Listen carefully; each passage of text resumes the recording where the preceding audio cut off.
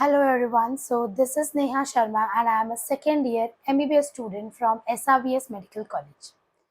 So NEET 2023 finally over हो चुका है एंड बहुत से बच्चों ने बहुत अच्छा स्कोर किया है और बहुत से बच्चे हैं जिनका स्कोर उतना अच्छा नहीं आया। सो फर्स्ट ऑफ ऑल जिन लोगों का बहुत अच्छा स्कोर है, जिनको पूरा कॉन्फिडेंस है कि उनको कॉलेज मिल जाएगा, तो उनको a very very big congratulation from my side, ठीक है। लेकिन जिन लोगों को लगता है कि उनका मार्क्स कम है, उनका स्कोर उतना अच्छा नहीं आया है और उनको ड्रॉप लेना चाहिए या नहीं लेना चाहिए, ये उनका एक बहुत बड़ा कन्फ्यूजन है। बहुत से बच्चे मुझसे पूछ रहे हैं कि दीदी हमारे इतने नंबर आए हैं, हमारा इतना स्कोर है, तो हम अभी डाउट में हैं कि क्या हम अपनी स्ट्रीम चेंज करें या फिर हम अपना 1 साल वापस से नीट को दें, ठीक है? तो इस वीडियो में हम उसी टॉपिक पे बात करेंगे कि क्या आपको नीट 2024 देना चाहिए? क्या आपको इस साल ड्रॉप लेना चाहिए? So let's begin the video. तो सबसे पहले चीज़, अगर आपके दिमाग में ये कन्फ्यूजन है कि आपको ड्रॉप लेना चाहिए या फिर नहीं लेना चाहिए, तो मैं आपको एक लाइन बोलना चाहूँगी कि ये कोई आपको नहीं बोल सकता कि आपको ड्रॉप लेना चाहिए या नहीं लेना चाहिए। It's totally up to you, क्योंकि नीट का एग्ज़ाम आपको देना है, नीट की तैयारी आपको करनी है। तो आप पहले खुद से ये क्वेश्चन पूछो कि क्या मैं रेडी हूँ 1 साल वापस उतनी ही मेहनत करने के लिए या फिर उससे शायद डबल ट्रिपल मेहनत करने के लिए।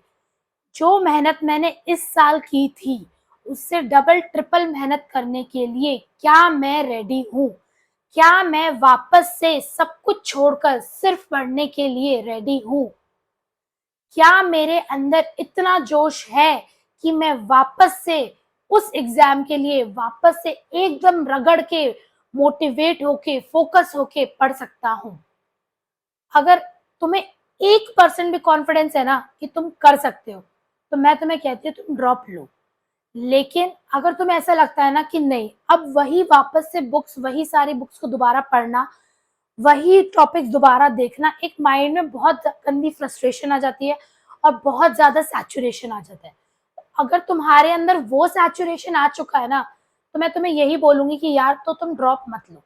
अगर तुम्हें ऐसा लगता है ना कि तुम्हारे अंदर सैचुरेशन आ चुका है, तुम सैचुरेट हो चुके हो और तुम वापस से वो बुक्स नहीं पढ़ सकते, व्हिच इज़ एब्सोल्युटली फाइन, क्योंकि यार नीट में बहुत पढ़ना होता है। हो सकता है आपने बहुत सारा पढ़ा, बहुत बार रिवीजन करा, तो ऐसा ऑब्वियस सी बात है कि आपको ये लगेगा कि आप दोबारा से वो सारी चीज़ें नहीं पढ़ सकते हो। तो अगर आपको बहुत स्ट्रांगली ये फ़ील हो रहा है ना कि आप दोबारा से ये सारी चीज़ें नहीं पढ़ सकते हो, दोबारा से उन्हीं टॉपिक्स को नहीं देख सकते हो, तो ड्रॉप आप बिल्कुल मत लो। अपना 1 साल आप बिल्कुल वेस्ट मत करो। लेकिन अगर आपको ये है ना कि यही ड्रीम था जिसके लिए आप इतने सालों से एस्पायर कर रहे हो, आपको अपने लाइफ में और कुछ नहीं करना है, सिर्फ़ और सिर्फ़ डॉक्टर बनना है, तो यार आप अपने आप को एक और चांस दो और जितनी मेहनत आपने अभी तक करी थी, उससे डबल ट्रिपल मेहनत आपको अभी करनी पड़ेगी। क्योंकि हर हर साल जो नंबर ऑफ स्टूडेंट्स अपीयर होते हैं वो बढ़ रहे हैं, हर साल नीट का कंपटीशन बढ़ रहा है, ठीक है? तो आप इतना उन सब चीज़ों के बारे में मत सोचो, आप अपना एक पर्सनल फैक्टर लेके चलो कि आप उतनी मेहनत दोबारा कर सकते हो या नहीं कर सकते हो। अगर मैं आपको बोल दूँ कि एमबीबीएस बहुत अच्छी स्ट्रीम है, इसको मिस मत करो या ड्रॉप ले लो, और अगर आपने मेरे बोलने से ड्रॉप ले लिया और फिर आपने उस 1 साल में कुछ नहीं किया, आप उतना फोकस ही नहीं कर पाए, आप सैचुरेट हो गए, तो यार वो 1 साल वेस्ट करने का भी कोई मतलब नहीं है। There are many options apart from MBBS, ठीक है?